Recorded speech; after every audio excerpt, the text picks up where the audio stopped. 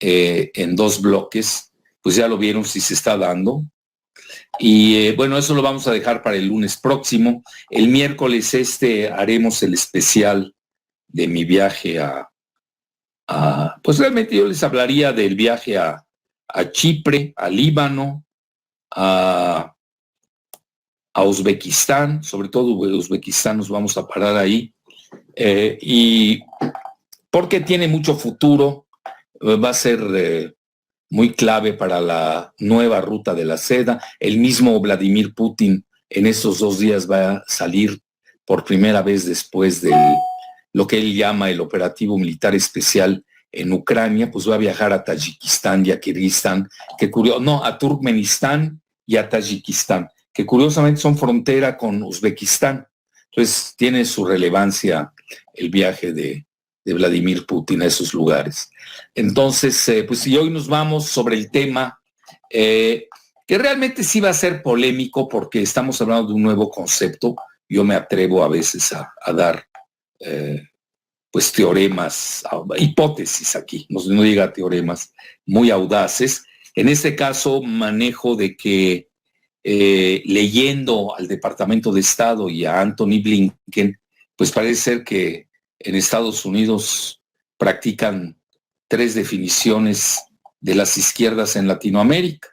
De entrada se los digo, una izquierda exorcizada, que son Cuba, Nicaragua y Venezuela, nada más que tiene una gran importancia, lo vamos a ver ahora con la cuestión del Caribe. Los 3 países son caribeños y el soft belly o el bajo vientre de Estados Unidos es el Mar Caribe, así que no hay que despreciar mucho a esas 3 entidades.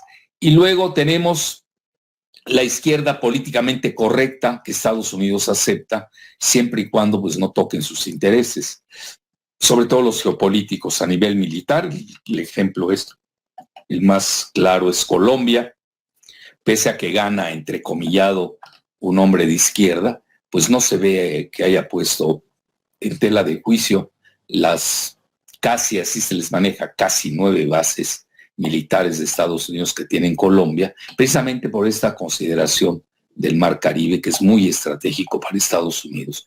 Y también Honduras, que tiene una base militar de Estados Unidos, que pues después del golpe de Estado que tuvo, le propinó, curiosamente, tanto Obama como Biden, cuando fue secretaria de Estado Hillary Clinton, pues se lo propinaron a Manuel Zelaya, y ahora pues su esposa Xiomara Castro pues ha entendido esa situación y pues no quiere problemas con Estados Unidos, sobre todo que hoy Honduras depende de sus migrantes. Si no me equivoco, reciben alrededor de $10,000 millones de sus ciudadanos que han ido a buscar una nueva vida a Estados Unidos, pero que no se olvidan de sus familiares ahí en Honduras. Y luego tendríamos la tercera, que esto me tocó hablarlo con el canciller Mejía de Bolivia, que yo porque él me dice, bueno, si hay 2, la taxonomía que yo le manejé de la izquierda exorcizada, ¿no? Que tiene excelentes relaciones con Rusia, China, Irán, y la otra izquierda políticamente correcta para Estados Unidos, y me dice, ¿y Bolivia qué somos? Porque Bolivia al mismo tiempo tiene excelentes relaciones con el FMI, sobre todo con el FMI, con Estados Unidos.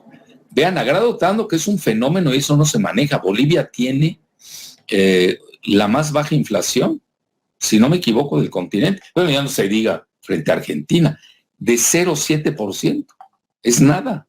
Y lleva más de 15 años con una estabilidad financiera, sobre todo en su moneda, en su divisa, el boliviano, que sí se mantiene muy estable. Ese es un fenómeno que tiene Bolivia. Ahora quizás con el detonador del litio, pues ya el gas ya pasa a segundo término. Y sí tiene, hay que reconocerlo, tiene un número importante de pobres, y para mí ese va a ser el barómetro del éxito del litio, conforme pues disminuyen la pobreza, que es casi la mitad del país. Bueno, ya dicho esto, pues entonces le comentaba al canciller, le dije, bueno, ustedes son híbridos, es la izquierda híbrida, no quiero de ahorita pelearme con otros países de Latinoamérica y de la entrecomillada izquierda, porque Bolivia precisamente pertenece al ALBA, que Estados Unidos nunca ha querido al ALBA, sean republicanos o demócratas por igual, y al ALBA lo han ido desmantelando, esa es la realidad. Quedan pocos países en el ALBA. Precisamente uno de los motivos que le dieron el golpe a Zelaya era que él se había incrustado al ALBA porque necesitaba del petróleo de Venezuela, que si se lo daban gratis o a precios módicos, ya no recuerdo. Entonces ahí tienen ustedes, ese sería el panorama de las tres izquierdas de Latinoamérica, se los dije muy rápidamente, al menos en la visión, en el manejo, nunca lo han dicho como tal, esa es una hermenéutica personal, una interpretación mía en cómo se está manejando Estados Unidos. Incluso uno de los primeros que felicitaron a Gustavo Petro con su triunfo apretado, sin duda alguna, en Colombia, fue Anthony Blinken, el secretario de Estado. Bueno, empecemos, Giselita.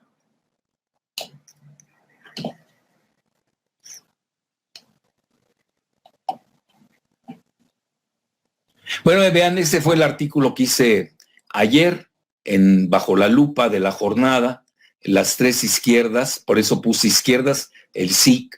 Para mí ya ha quedado rebasada, es necesaria, pero ustedes van a ver cómo se descubre. Hoy hay una mejor herramienta para descubrir si son globalistas o no estos izquierdistas, porque hay una izquierda desgraciadamente travesti que pues sigue la agenda antinacional de los países, totalmente globalista.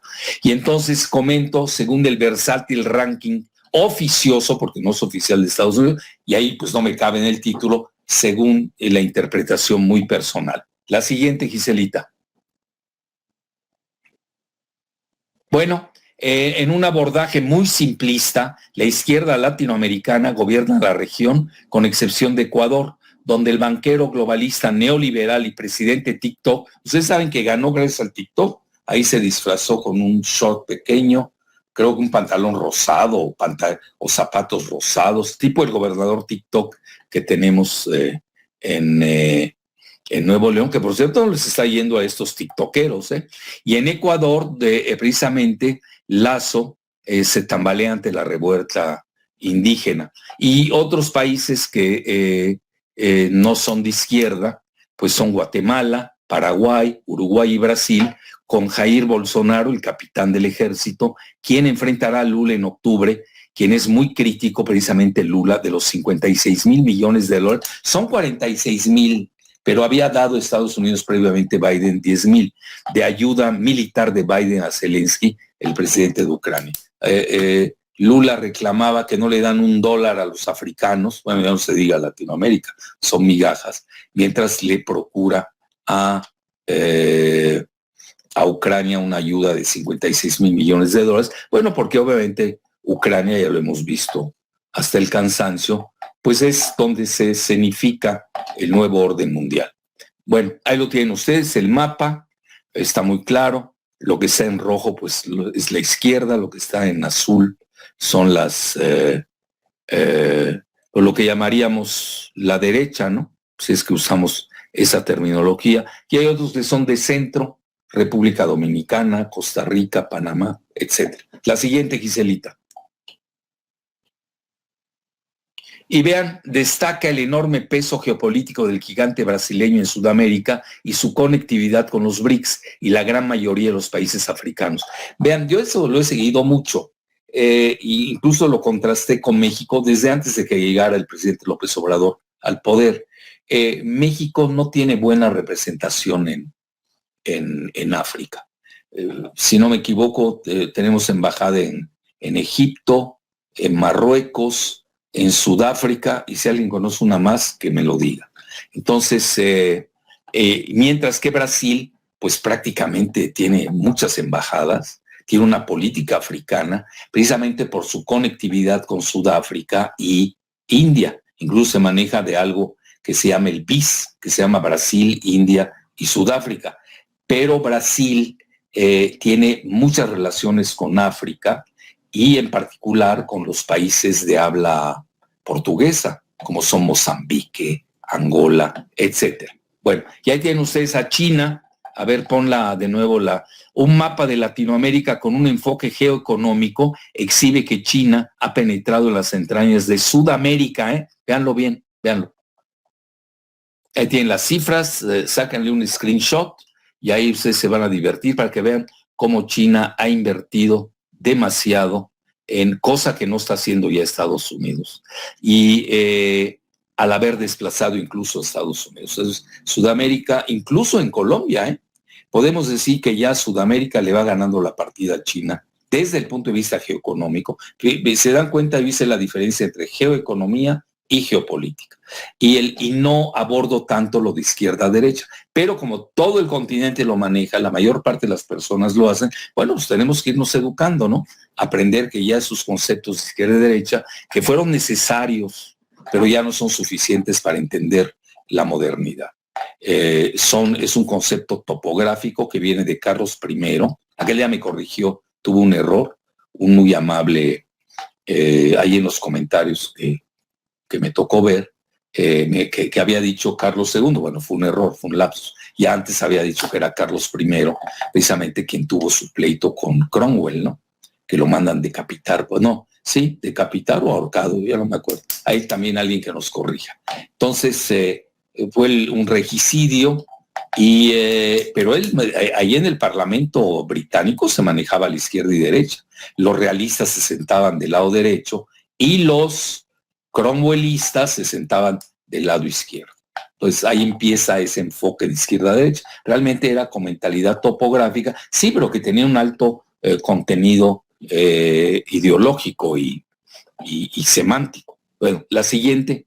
Y vean, Centroamérica pues está en lucha entre China y Estados Unidos. Realmente nada más Guatemala y Honduras mantienen relaciones con Taiwán. Ya los demás países tienen relaciones directas con China. En Nicaragua recientemente rompió relaciones con Taiwán y se volcó con China. Entonces ahí tienen ustedes, aquí la penetración de China es muy importante en Latinoamérica. Que ellos no se meten de que si es de izquierda o derecha, son muy pragmáticos, pese a que China pues es un partido comunista, ¿no? Partido marxista, maoísta. Pues la siguiente. Pero ellos a la hora de invertir son muy pragmáticos. No les importa si es lo que decía el famoso Deng Xiaoping, que no importaba el color del gato siempre y cuando comiera ratones. Y vean, Centroamérica está en disputa. Ustedes ahí están, los únicos que mantienen relaciones. Y vean qué interesante el Mar Caribe. Ahí lo tienen. Y aquí les recuerdo, vean, Nicaragua, Cuba, Venezuela, todos están en el Caribe. Y vean, el Caribe, estamos hablando del soft belly, el bajo vientre de Estados Unidos. Vean qué cerca está Cuba de Florida, ya no se diga la parte del río Mississippi, en la región de Nueva Orleans, de Texas, Oklahoma, toda esa región. Bueno, la siguiente. Bueno, ya saben que la geografía es destino en geopolítica.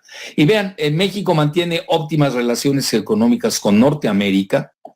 Ese es un concepto itamita y que se subsume en el TEMEC, Tratado México, Estados Unidos, Canadá. La idea de Norteamérica es un libro que hizo Robert Pastor, que ya falleció, fue yerno de nada menos que de Robert McNamara, que ustedes saben fue secretario del Pentágono y luego fue con Kennedy y luego fue director del Banco Mundial, un peso pesado sin duda alguna de Estados Unidos. Y Robert Pastor incluso estuvo una época aquí en el ITAM. Y vean el libro aunque sale en inglés, la idea de Norteamérica, vean el subtítulo, vean el subtítulo. Es una visión de un futuro como continente. Es importante decir, la idea de América del Norte o de Norteamérica la querían expandir a todo el continente, no les fue bien, fracasó esa idea radicalmente, pero México sigue ya en el concepto geoeconómico de Norteamérica. Mientras que al mismo tiempo, desde el punto de vista geopolítico, tiene toda la razón tanto el presidente como Marcelo Ebrard en haber criticado pues el sesgo exagerado de Almagro, toda la política de la OEA. Yo creo que Almagro enterró a la OEA y le han dado juego a la CELAC. La siguiente, por favor. Vean, eso es del ITAM, el libro es del ITAM, el anterior, y el ITAM con su idea de Norteamérica, esa idea, vete a la siguiente, Gisela, confronta el idealismo norteamericano del Río Bravo hasta la Patagonia. Vean a la UNAM, vean, viene desde el Río Bravo hasta la Patagonia, que es más acorde con la CELAC. Entonces ahí sí chocan. Usted sabe, el presidente López Obrador estudió en la UNAM, Ciencias Políticas, y el concepto Norteamérica es más itamita, más de libre comercio, geoeconómico, y el concepto CELAC yo lo veo más como geopolítico. Le falta dientes, yo siempre lo he criticado, como que Latinoamérica ha perdido la cuestión financiera. Tenemos excelentes economistas del amplio espectro, pero como que no estamos pensando financieramente y se nos olvida que, pues, y sobre todo en la época de la globalización financierista, todo se manejaba, la mayor parte, pues era un concepto. Esta nueva globalización era eminentemente financierista, con sus dos sedes en la City de Londres y en Wall Street. La siguiente, Gisela. Bueno, ya ahí tienen, eso es importante, el PIB conjunto en 2022 son las proyecciones de Norteamérica, concepto geoeconómico. Es uno de los principales de la competencia regional de los bloques geoeconómicos del planeta, con un total de 28, casi 30, ¿no? 28.8 billones, trillones en anglosajón. Estados Unidos tiene solito 23.3 billones, primer sitio. Canadá viene con 2.2 billones, es el sitio 6. Vean ustedes la brecha, el famoso gap. Y México con 1.3 billones de dólares. Tenemos el sitio 16. Y ahí viene lo interesante. Ustedes suman, pues ahí tienen los 28.8, casi 30, y el del PIB del TEMEC es muy superior al de la Unión Europea, de 27 países, que apenas llega y ahora está en crisis con 15 billones de dólares. Estamos hablando que el TEMEC con 3 países, sí, pero ¿qué países, no? Sobre todo Estados Unidos, supera casi al doble a la Unión Europea de 27 países. Es muy importante ese dato. La siguiente. Por eso vean, uno cuando tiene metodología va siguiendo, independientemente de uno que tenga su corazoncito, todos los tenemos, pero en el análisis a veces tenemos que decir cosas que van contra nuestros propios intereses y nuestro corazoncito. Pues tenemos que hacer análisis, ser dialécticos, ver bien, tener buenos diagnósticos, tanto geopolíticos como económicos, pues si no uno se pierde. El reduccionismo, el maniqueísmo no son saludables. Bueno, a ver esto, Giselita, auméntale para que vea. El PIB aproximado de Sudamérica es de 12 economías, ojo, donde pesa exageradamente Brasil. Vean, tiene 8 billones, que son trillones en los años. Es el 10º sitio global Brasil. Es y toda Sudamérica es de 3.25 billones. Vean, de casi, estamos hablando casi las 2/3 partes las maneja Brasil, dentro de 12 economías. Por eso Brasil es el gigante latinoamericano. Pero yo cuando fui a la Universidad de Sao Paulo a dar clases de geopolítica, que me invitaron, y luego fui al Congreso en Brasilia a dar ahí una conferencia, recuerdo perfecto que ellos son más sudamericanos, los brasileños, fíjense lo que son las cosas.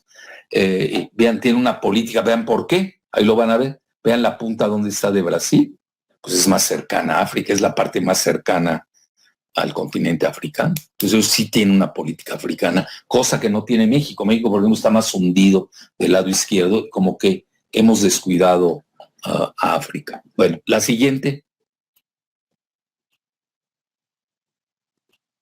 Para los hacedores de la política del Departamento de Estado que hoy preside el malhadado Házaro Anthony Blinken, existen de facto dos izquierdas. Ahí va la primera, una izquierda políticamente correcta, ya se los dije, que no toca los intereses militares de Estados Unidos en el Mar Caribe. Vean dónde, Mar Caribe. Honduras con una base militar, Colombia casi 9 bases militares, y un tanto cuanto Chile, aunque no esté en el Caribe, y que no colisiona con los intereses geopolíticos de Washington. Esa sería la primera izquierda. Ya la acepta Estados Unidos, y sobre todo el Partido Demócrata, que no es tan lejano a ellos. Vi una foto reciente de Bill Clinton con Gustavo Petro, que comparten la agenda, nos guste o no, del reseteo, del gran reset o del Great Reset. La siguiente. Y ahí está ustedes, el gran reset, véanlo. Lamentablemente en esta izquierda políticamente correcta para Estados Unidos, se infiltran algunas izquierdas travestis que adoptan la agenda del gran reset del celote alemán Klaus Schwab y George Soros, que jefaturan el Foro Económico Mundial de Davos del hoy agónico globalismo neoliberal. Davos 2021. Bueno, la siguiente, famoso gran reset, se los recomiendo que lo sigan. Aquí no tenemos tiempo hoy. Vean, es un artículo de un servidor del 2020.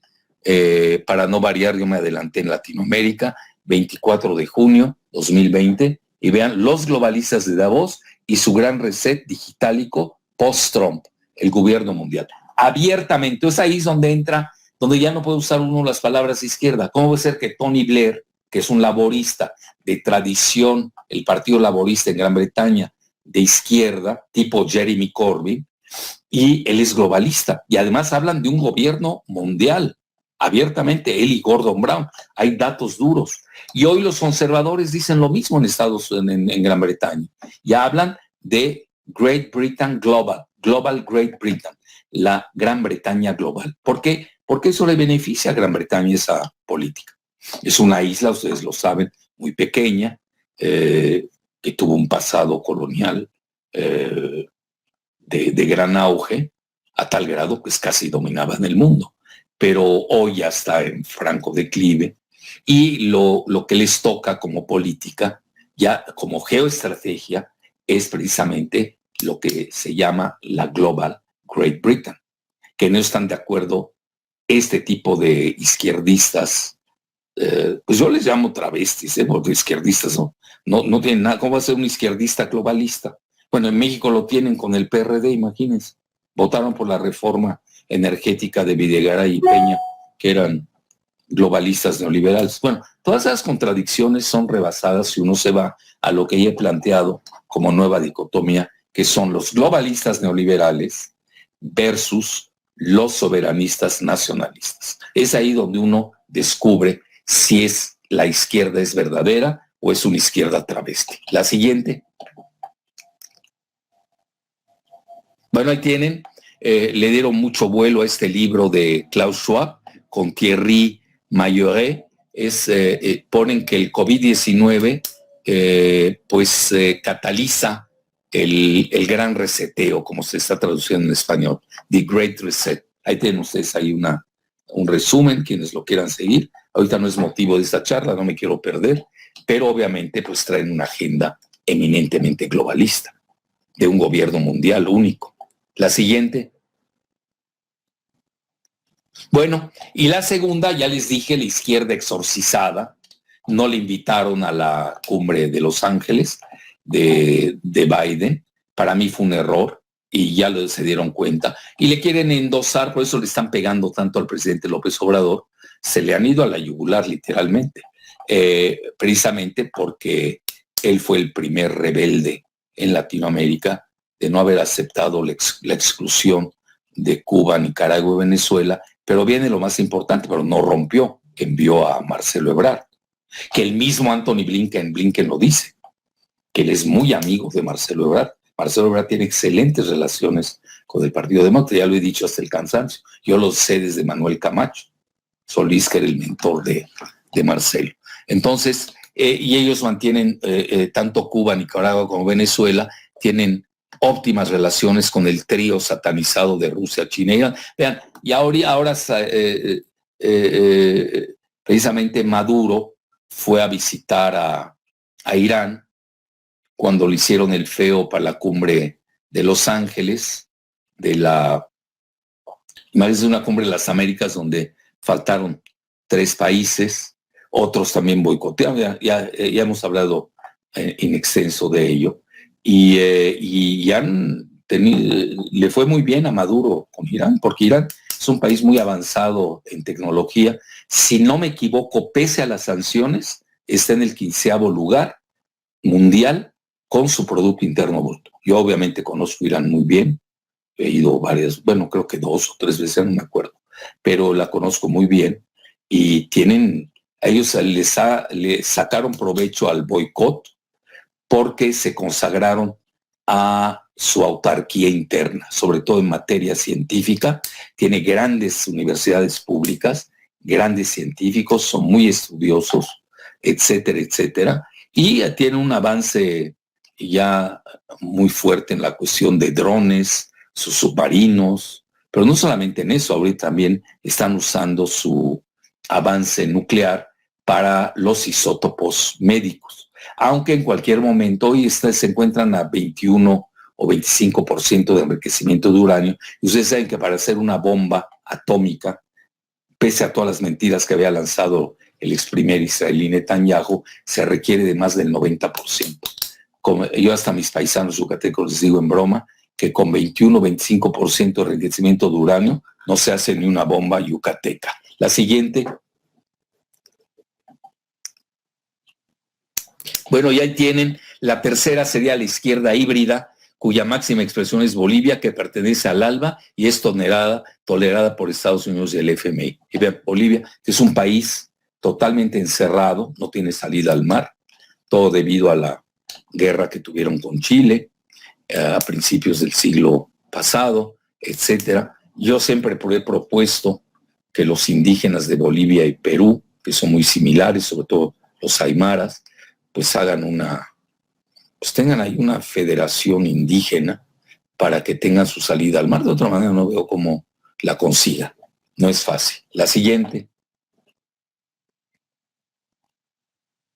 Bueno, y vean, durante la toma de posesión de la presidenta de Honduras, Xiomara Castro, esposa del expresidente Manuel Zelaya, que fue defenestrado en 2009 por Obama, Biden y Hillary Clinton del Partido Demócrata por su relación con el ALBA, con Hugo Chávez, debido precisamente porque Honduras necesitaba al ALBA por la imperiosa necesidad de importar hidrocarburos a precio módico. Ya no sé cómo está eso, un día se lo voy a preguntar al presidente Zelaya, de Venezuela. Tuve el honor de compartir una comida con el muy solvente ministro de Relaciones Exteriores de Bolivia, Rogelio Maita, a quien le propuse mi hipótesis de las dos izquierdas de Latinoamérica, como las vislumbra ahora el secretario de Estado, Antony Blinken, en su óptica exageradamente maniquea y banalmente lineal entre buenos y malos. Entonces, ya saben, la izquierda de Cuba, Nicaragua y Venezuela, pues es la mala, ¿no?, para el Departamento de Estado. Y los buenos son los aceptables, políticamente correctos, que no chocan con los intereses geopolíticos y financieros también de Estados Unidos. La siguiente. Ahí nace el concepto mío de la izquierda híbrida. Entonces el ministro Maita me preguntó dónde colocaría a Bolivia en mi taxonomía y le contesté que en la izquierda híbrida, ya que pertenece simultáneamente a la exorcizada ALBA y al mismo tiempo mantiene óptimas relaciones con el FMI, lo cual le ha valido, vean, una inflación muy baja de 0.7%, nada más comparen con Argentina, y de mantener la legendaria estabilidad de su divisa, el boliviano, frente al dólar por varios años, pese al litio golpe teledirigido por Trump contra el presidente depuesto Evo Morales y su palafrenero uruguayo Almagro, que acabó sepultando a la OEA. Creo que hasta Almagro le vamos a agradecer que viene de un país relativamente muy diminuto, Uruguay, de 6 millones de habitantes. Imagínense, Almagro le quiere imponer su voluntad a gigantes del tamaño de Brasil, de México, de Argentina, de misma Venezuela, etc. Bueno, la siguiente. Bueno, esta que es ahí, Giselita, bajo la lupa, a ver. Es el litio golpe. Que por cierto, esto me lo aceptan allá en Bolivia, ¿no? Que un servidor manejó el concepto del litio golpe. Pero a ver, ¿por qué no la haces más grande donde viene bajo la lupa? ¿No se puede, Gisela? A ver, el litiogolpe de Bolivia con bendición de la OEA y Estados Unidos. Oportunidad para minerías, las minerías. Bueno, ya lo saben, ya hemos hablado de eso, de Bolivia cuando estuve ahí. La siguiente. Bueno, izquierda y derecha es un concepto topográfico, así empieza. Obviamente luego tiene un contenido, porque quienes se sentaban a la izquierda, pues era en ese momento el Parlamento británico, pues era toda la gente de Cromwell. y a la derecha pues estaban los realistas. Y vean la ejecución de Charles el primero, así lo decapitaron, fue un regicidio, fue en 1649, afuera del Banqueting House en Whitehall. Estamos hablando del siglo XVII. ¿Cómo puede ser que las ciencias políticas, aquí hago una crítica amable, no tengan nuevos conceptos para el siglo XXI? Ya el concepto izquierda-derecha ya está rebasado. Ahorita se los voy a demostrar. La siguiente, que es necesario, yo no estoy diciendo que no haya servido, no se malinterprete, pero ya está rebasado. Ahorita lo van a ver pues ya con Tony Blair y Gordon Brown. Bueno, ya aquí a nivel de quinta, el PRD, ¿no? Ya está al borde de la desaparición. Vean la Asamblea Francesa del siglo XVIII, los girondinos que eran realistas se sentaban a la derecha, vean, hasta elegantemente vestidos, pues eran realistas, y los jacobinos, los revolucionarios del lado izquierdo. De ahí nace el concepto izquierda, pero Francia es la que le da la solidez conceptual al concepto izquierda-derecha mucho más que la británica. Vean lo que son las cosas. Y ahora vean ustedes lo que pasó en la elección de Francia. La Asamblea, pues ambos, la extrema derecha y la extrema izquierda de Francia, la extrema derecha con Marine Le Pen y la extrema izquierda con Mélenchon, pues tienen ahora en un impasse, vamos a ponerlo de manera muy suave, al gobierno de Macron, que es globalista. Macron es un globalista, trabajó para la banca Rothschild. Bueno, la siguiente, Rothschild se dice en alemán, Los británicos y los estadounidenses les llaman Rothschild, ¿no? Pero en realidad en el alemán es Rothschild, que quiere decir escudo rojo. Y ahí está mi muy humilde tesis, una nueva dicotomía para los tiempos presentes, globalistas contra neoliberales contra soberanistas nacionalistas. Entonces ustedes me dicen, este es izquierda y derecha, está bien, no me voy a poner a discutir, lo voy a aceptar a ciegas.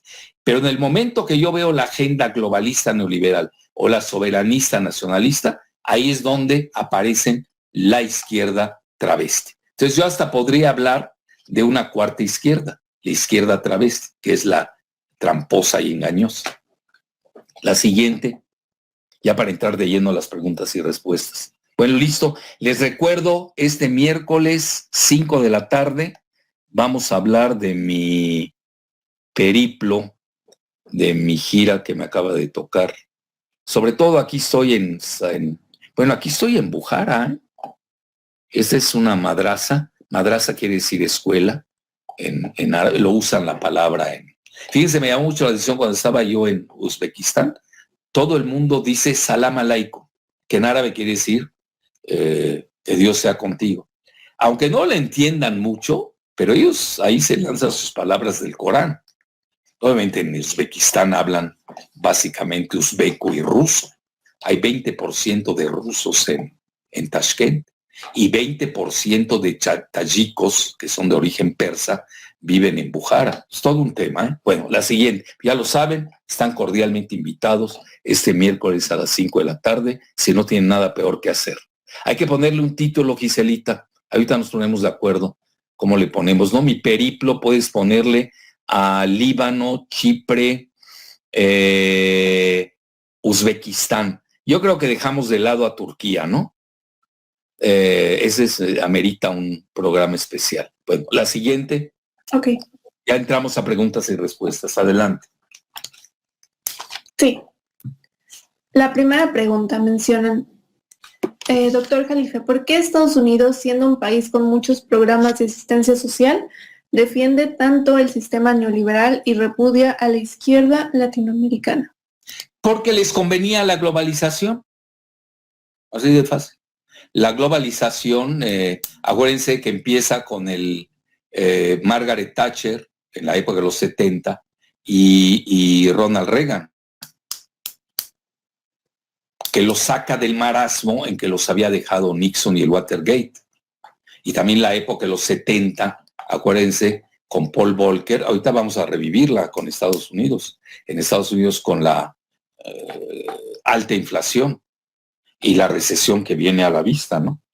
Ya se habla de una estagflación o estanflación, son correctas las dos. Entonces, ya hicimos un programa al respecto, se recordarán, lo pueden revisar. Y no nos equivocamos, ¿eh? Si me equivoco, yo lo digo, me equivoqué, y aquí, pues obviamente, no soy perfecto, cometo errores. Pero ahí sí, honestamente, sí traemos buena hipótesis, hay que reconocerlo. Y si está mala, pues me equivoqué, pides perdón y cambias la hipótesis, no pasa nada. La siguiente. Pero realmente es el modelo de la globalización. Lo que es que ya la globalización financierista, imagínense el dólar, el SWIFT, también ya lo hemos visto hasta el cansancio, y a Gran Bretaña también le daban su gran poder.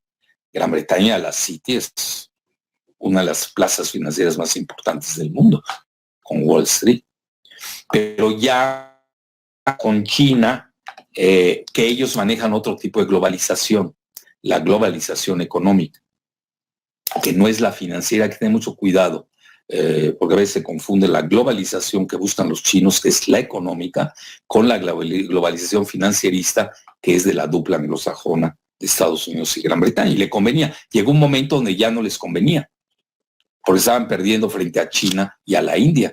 Frente a China, pues ya lo vimos a nivel económico, ya China se está a nivel de poder de paridad de compra, Power Purchase Parity, China ya rebasó a Estados Unidos. A nivel nominal, en los próximos 2 años China ya debe rebasar a Estados Unidos, a tal grado que el FMI se tendría que cambiar a Shanghai o a Beijing, porque el FMI, una de sus reglas no escritas, aceptadas tácitamente, es de que su sede debe estar en el país que tenga el mayor Producto Interno Bruto global, que en este caso sería en 2 años o 3 años China. Sí, pero ese es un concepto, el de los chinos es más económico. Y el de India, pues con todo el software. Hoy India tiene una gran economía. Y sobre todo en poder de paridad de compra, ya rebasó a Japón, a Alemania, a muchos. Prácticamente están Rusia y Alemania están empatadas. Bueno, sigue, Giselita, otra. Siguiente pregunta. Mencionan. Sí, hay varias preguntas. Bueno. Siguiente pregunta. ¿En qué tipo de izquierda se ubicaría Morena, el partido Morena, y si acabará siendo... Yo la pondría como híbrida. Sí, porque tiene el TEMEC, un pie con Estados Unidos, que además, si ustedes me preguntan desde área, sí. Yo soy un agente realista. Tenemos 40 millones de mexicanos que están subreportados en Estados Unidos por la Oficina del Censo, que es discriminativa hacia México. Incluso nos llaman latinos, hágame el favor. Somos casi el 70% de los latinos, o hispanics. Todavía latinos lo dijeron, ya se los he dicho hasta el cansancio. Y aquí los partidos políticos están dormidos, ¿eh? Deberían protestar eso y ya empezar a tener una mayor conectividad con nuestros hermanos mexicanos en Estados Unidos. No, nada más les quitamos sus remesas y ya, nos olvidamos de ellos. No, hay que tener mayor intercambio ya, tener diputados de allá, senadores. Tenemos que pensar ya que ahí tenemos mexicanos que nos representen aquí. Entonces, en lugar de tener plurinominales parásitos que no sirven para nada. Entonces, a nivel geoeconómico es una realidad. Tenemos 40 millones de mexicanos, que a mi juicio son mucho más, que casi producen lo mismo en Producto Interno Bruto que los 140 millones de mexicanos que tenemos aquí. Fíjense lo que son las cosas. Pues sí, estás en el centro de la geoeconomía, Estados Unidos, ya en la proporción. Y aquí pues somos semiperiferia, usando los términos de Wallerstein. Entonces, ahí. Y por otro lado, si nos vamos a la terminología del CELAC, como la ha manejado el presidente López Obrador, la defensa que tiene de Cuba, de Nicaragua y de Venezuela para que asistiesen o que hubieran asistido a la Cumbre de las Américas, bueno, eso es eminentemente la izquierda latinoamericana, que yo diría que no le gusta a Estados Unidos, pero ahí es donde Estados Unidos no puede tampoco prescindir de México, y menos ahora que vienen elecciones en noviembre, pues que no se metan con los mexicanos, que ahí quien se meta con ellos va a recibir una paliza en las urnas. Así de fácil se los digo. Sobre todo donde hay una mayoría de mexicanos, que sobre todo la tenemos en California, y a mi juicio, porque están subreportados, también en Texas. Ya no tanto en los demás estados, pero lo que es Texas y California, que son los dos principales productos internos brutos de Estados Unidos y la mayor población y con el mayor número de votos electorales, cuidado, ¿eh? Y si ustedes ven las tendencias demográficas, yo me dedico mucho a eso, hoy en 10 años, ustedes ven las curvas demográficas de los mexicanos, estoy hablando de latinos, mexicanos, ya se los he dicho, son evangélicos, curiosamente, ¿eh?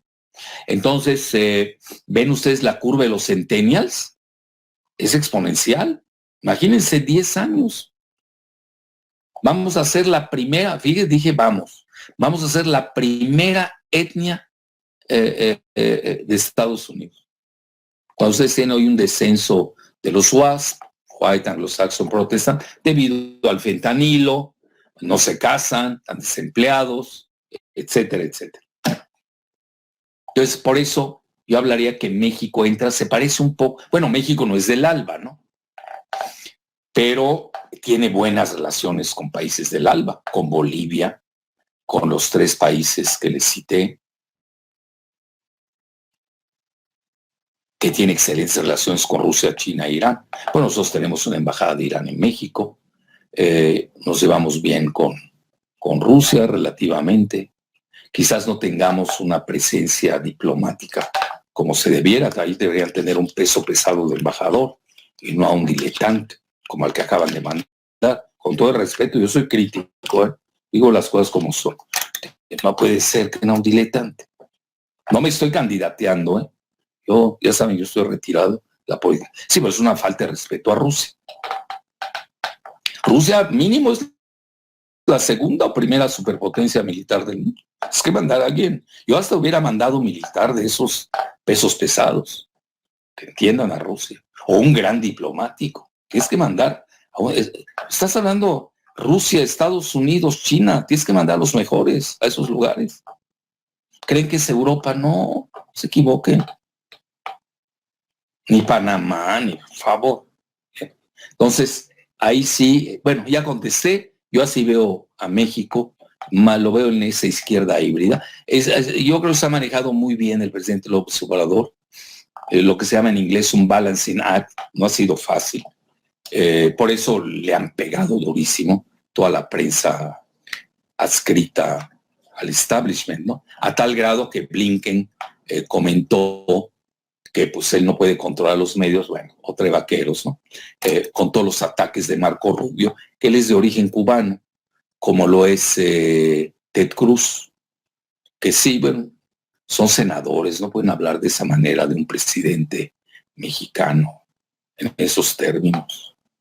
No, les falta diplomacia. ¿Creen que siguen siendo tienen la política del garrote? Ya eso, ya no les da resultados. Hoy Estados Unidos necesita más que nunca, sean republicanos o demócratas, necesita de México como un gran interlocutor con Latinoamérica. Bueno, otra. Siguiente pregunta, mencionan.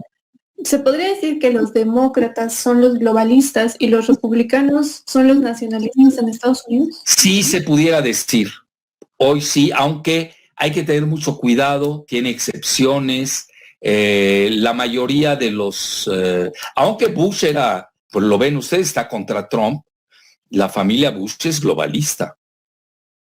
Ronald Reagan empezó con el globalismo y era republicano, pero hoy corte de caja, más que republicano, aunque no es mala la deducción que hace quien te hizo la pregunta, Gisela, yo diría que el grupo de Trump es más, bueno, MAGA, que es MAGA, Make America Great Again, ¿no?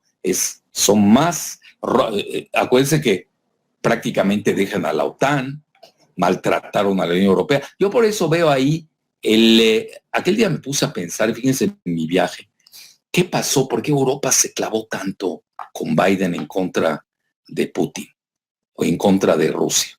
Fíjense, lo estuve reflexionando. Y sobre todo en el avión, bueno, reflexionas de más, ¿no? Y precisamente yo creo que por el maltrato que les dio Trump a todos los europeos, sobre todo los de la OTAN y la Unión Europea, que ven que quería acabar con la OTAN. Sí, pero el mismo Macron lo había dicho en una ocasión, que ya la OTAN era una nostalgia. pero a veces se les olvida lo que dicen. Entonces, yo creo que vino Biden